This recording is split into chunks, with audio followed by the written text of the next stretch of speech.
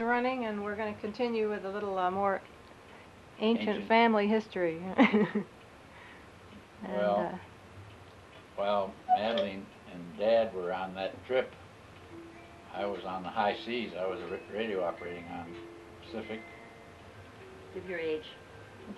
when I was 17. I worked for Matson, worked for Standard Oil, worked for W.R. Grace Company, and I got home, I guess, before you got back from your trip with Dad. I think I got back to El Paso before you, didn't I?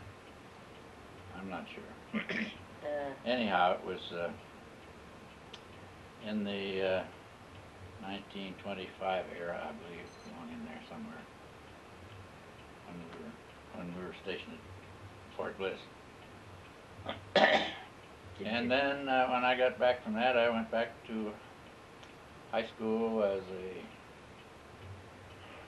sophomore, I believe. I was a freshman out in Manila High when I left and took a radio operating job when I was 16. That'll collapse on you, I bet. Okay. And I was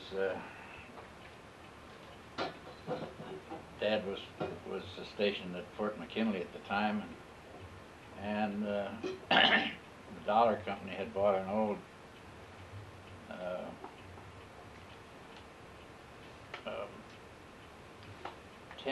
submarine tender, because it had a couple of refrigerated holes in it, and they wanted to get it back to San Francisco, but they had to have a radio operator on board, and they couldn't find one. They got other crew members from their Dollar Around the World ships, and when I went into school one morning in March, one of my friends told me that his dad, who worked for the shipping board or one of the shipping companies, said that the Dollar Company was looking for a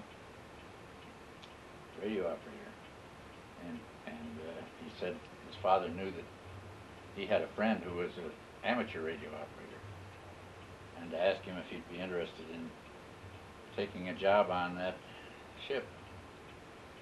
And they didn't care whether I was an amateur or not, as long as I could run the radio, because it was wireless. So I called up my dad, and he said, and it was going to sail in 2 days if they got a radio operator. And I called my dad to ask him if I could go, and he said, well, if you can talk your teachers into giving a passing grades as a freshman, you can go. So I went around and got passing grades from my teachers. And the day before I was 16, I had a job on that old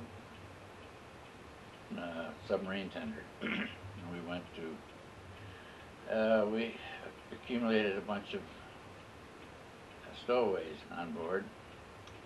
So we stopped in Formosa, it was Formosa then, what's Taiwan now. And we stopped in there and dumped them off and got some more coal. And it was and I had a terrible attack of strep infection in my throat. And the captain swabbed it out with silver nitrate or something. And it was a very cold trip. And my quarters were back aft where there was no heat. There was no, the pipes had all been disconnected to the heating system. So I moved my bedding and stuff up to the radio shack and put it on a couple of boxes.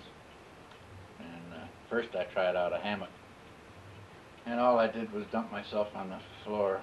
When I got in the hammock, it just turned over on me.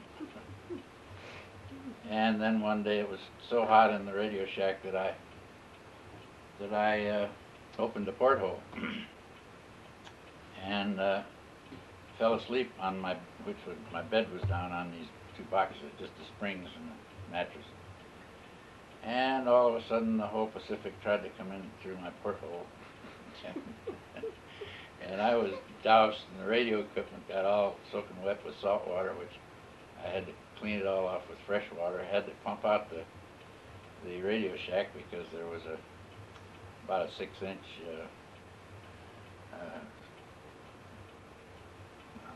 sill at the doorway. Anyhow, I was flooded and I had to pump it out. So then we got up in past the Aleutian Islands, and it was snowing and cold. But I was working the radio all right, getting the captain's reports in and getting weather reports. And as soon as we got, this was all illegal because I was amateur. So as soon as we got to San Francisco, I went over to my aunt and uncles who lived in Berkeley, and Aunt and Uncle Max, and I went right back and went to radio school for a week in San Francisco and got my commercial license. And then I got back on a Standard Oil tanker and went out to China and Japan while they were still in the Philippines, while my family was still in the Philippines. That was the China Arrow, wasn't it? China Arrow. And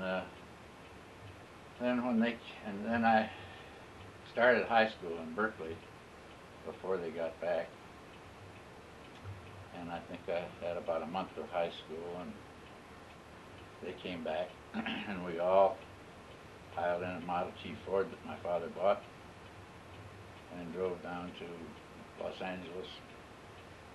And Mad has told you the rest of that story of the trip that we had going to El Paso. We had snow, sand, stuck in sand, mud, everything you could think of, but we finally made it to El Paso. So that's about the end of my narration. Thank you. His name Charlie